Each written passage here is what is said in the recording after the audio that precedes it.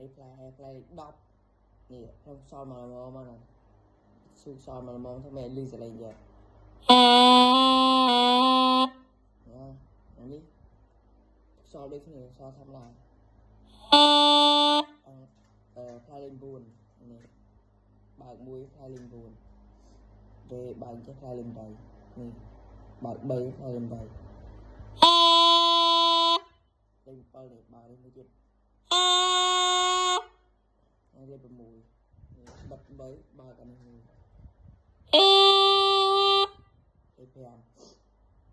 បើកទាំងអស់បិទតែ2លើ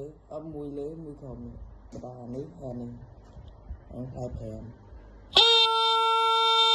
បន្លែផ្សល់ផ្លែ6នេះក៏បន្លែផ្សល់ផ្លែ4ប្លេងទាំងអស់បន្លែផ្សល់